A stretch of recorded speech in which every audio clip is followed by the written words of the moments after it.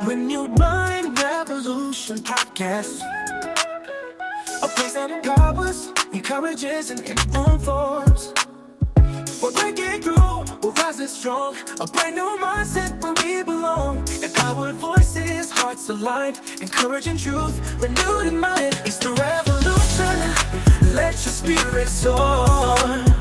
We're here to lift you, give you so much more. Encourage and power, informed with love. A renewed mind journey, grace from above. Stepping in the purpose of wisdom lead, planting the seeds of faith we need. Hi, and welcome to Renewed Mind Revolution Podcast with your host, Michelle Cacall. It is always, always my honor and my pleasure to be able to share some tips and some tools with you that I know will assist you in becoming a better version of yourselves. Now, today I decided, based upon what happened to me today, to switch up and share a story to tell you or to help you on how or ask you how to handle unexpected surprises. Now, sometimes when we say the word surprise, we're thinking about something good, something positive, but all surprises are not necessarily good surprises. Some surprises are just that, the unexpected. So we're talking about things that you didn't plan for, things that you were not expecting, but yet has happened. And once again, it could be good, such as a surprise birthday party or surprise celebration. Or if you've been, trying to conceive for years and then surprise, you get that positive pregnancy test, that's a great thing. But say if you're my age, right? And you're done with children, then a positive pregnancy test would not be a surprise, right? A good surprise. It would be more of uh, a bad negative surprise. But just to give you an understanding, when I say surprise today, we're not talking about necessarily something that's good. We're talking about something that's just happened to be unexpected.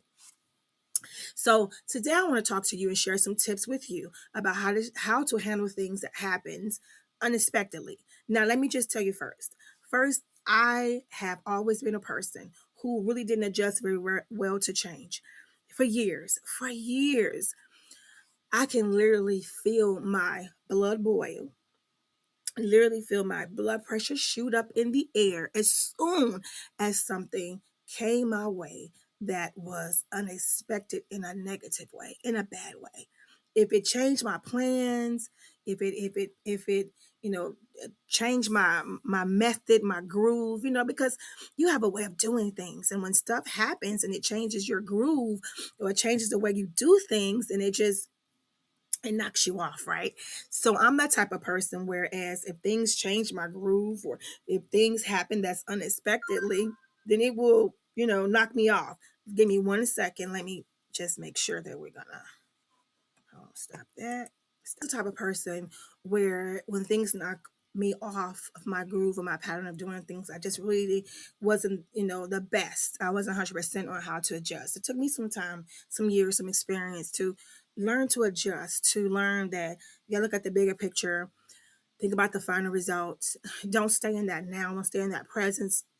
Don't stay in that bad position, but realize that it can change, it can shift, it can get better. Just try to be more optimistic. Think about, implementing the tools, putting things to work before I decide to, what the kids say, crash out, spaz out, whatever you want to call it. Okay, so perfect example today. Let me just share this with you really quickly. So let's get right into it. What has happened? What has tried to shake my boat? So I'm a person who actively check her accounts. I just do. Checking accounts, savings accounts, business accounts. I'm always checking. Always. Because we live in an environment in society where there's so much fraudulent, activity. So I'm always checking to make sure. Of course, I have alerts, but still, I feel more comfortable hands on checking my accounts on a regular basis, especially at least once a day. So, first thing in the morning, I checked my account. Wow. I was, to say the least, completely taken back. I literally had 22 transactions from the same company that ran through my account for $100. Let me repeat that for the people who did not hear me in the back of the room. I had 22 transactions for $100 that went through my account. Now, first thing I'm thinking to myself is the bank that I bank with has sent me alerts for small transactions. This is peculiar. This is strange. Is this you? Right? I'm sure you've gotten those, right? I've been out of state using my card for gas and have gotten, hey, this is strange. This is different. This is unfamiliar. Is this you? I've, bought something from Target online or whatever. Hey, this is strange. Is this you? Depending on the amount, depending on the store, depending on if they see multiple uh transactions from the same place, you definitely will get a alert telling you, hey, this is strange. Is this you? And so the first thing I was so taken back from was, how did my bank allow one company to debit 22 times from out of my account for the exact same amount? To me, if anything should have been a flag, if anything should have, screamed fraudulent, red flag, whatever, it should have been that. This is my opinion, based upon the years that I banked, and so it didn't happen. Okay, it didn't happen. So I was livid, right? At first, like, of course, anybody will. The first thing you're gonna think is, are you kidding me? Right? And then I start thinking immediately, well, let me get them on the phone. Let me dispute this. Let me do all the proper things that I normally supposed to do. Now I'm doing this like early in the morning. Nobody wants to wake up to that. Nobody wants to rise up in the morning, see that you have fraudulent activity, and then realize this is something that you have to deal with. Nobody wants to deal with that. But I had to deal with that. I had to go straight in and I had to address it, right? And deal with my bank, in which I did. And she was like, I'm just, thank you for being calm. And, of course, it's not your fault. You are representing the company right now, but you didn't do this. So I'm never taking it out on the customers reps. Never do I do that. And so I'm just, yes, no problem. We go through the whole process, which is aggravating because you get this, time of, this is how long it takes. Mind you, that's, a good amount of money if you have done the math, for them to tell you have to wait some time before you get your money back. And even in that, I'm just like trying to think, what can I do? How can I can't speed up the process, right? I'm not about to argue, scream, and holler, tell them break any protocols or rules or anything else. I'm just not about to do that. But what can I do? Right. So, of course, I'm thinking progressively of other things that I can do to make sure that I'm covering myself until this is resolved, and which I did, right? Which I did. Now, what I noticed was in my behavior, I dealt with the head first. I took care of it immediately. I didn't get mad. I didn't get frustrated with the lady on the phone. Um, and my head didn't get tight, right? Which means I didn't get to the point where I was so frustrated that I start to just get, like that, right? But I dealt with it, and I try to move on. But what I noticed was, if I started to marinate on it, if I started to think more about what happened, how it happened, and why it was allowed to happen, the more I started feeling a little frustration coming about. The more I start feeling a little bit more of the mental stress of it happening. Now this is a very familiar thing for me. This is an old habit of me thinking about things too long, overthinking it, right? I'm a chronic overthinker, which has caused nothing but problems in my life. So I practice on not overthinking. So the first thing I noticed, that the more that I thought about what happened, why was it allowed to happen, um, why my bank allowed it to happen, the more frustrated I got. And that company who did that, right? The more frustrated that I got. So I immediately said, that bothered me. I'm a little frustrated, but I immediately pulled in. I immediately pulled in, and I began to say to myself, these are the things that we're doing to deal with it, that we have control over. Boom. That's the secret. These are the things that I can control. And that's what I did. I focused on the things that I can control, the things that were within my reach, and I did my part, right? Whatever I needed to do, whatever I thought about, whatever it was, you know. And number one, the first thing, to be honest, I'm done with that bank. I'm gonna tell you why I'm done with that bank. I'm done with that bank because that bank allowed a company to do 22 transactions on my account and posted it